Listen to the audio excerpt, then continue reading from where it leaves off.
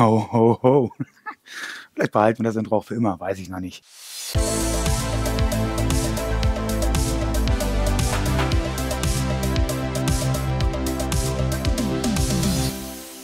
Heute gucken wir uns wieder etwas aus meiner Goodie-Kiste an.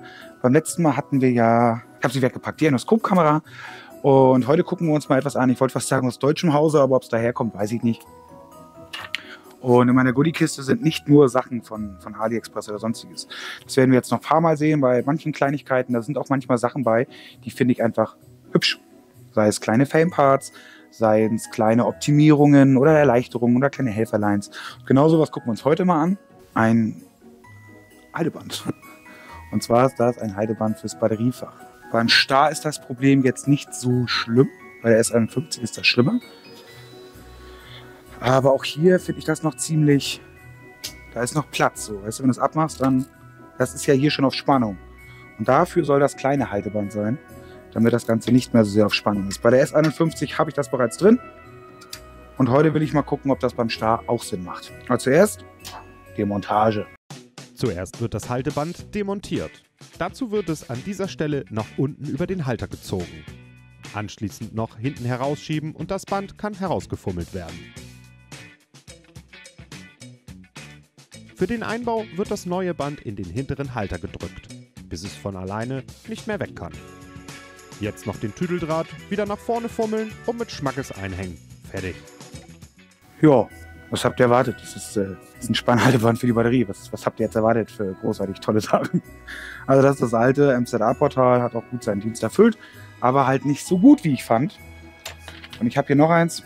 Da sieht man hier nochmal die Länge.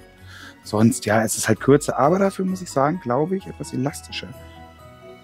Weiß ich nicht, muss ich rausfinden, muss die Zeit jetzt zeigen. Was mir aber aufgefallen ist, dass diese kleinen Stifte, diese Stege hier oben drin, bei dem Venani-Ding sind die fest und bei dem von MZA kann ich sie rausziehen. Ob das jetzt was Gutes ist oder nicht, muss jeder für sich selber wissen. Aber ja, ein verkürztes Batteriespannhalteband. Beim Star macht es den Unterschied jetzt nicht so gravierend aus, aber ich kann euch sagen, bei der S51 schon. Da habe ich das Ding schon länger dran und das ist ein Traum. Ihr kennt das ja vorher, du hast da 1000 Tücher drin gemacht, du hast da, weiß ich nicht, am besten noch die Bedienungsanleitung und 3 alte Schulfreunde mit reingeklemmt, damit das ein bisschen gehalten hat und das war echt ein Krampf. Aber mit dem kleinen Ding ist super. Falls ich in der Zwischenzeit, während ich die Videos hier aufnehme, die S51 nochmal hier habe, zeige ich euch das da auch nochmal. Ja, das war's auch schon wieder für heute. Ich hoffe, es hat euch gefallen.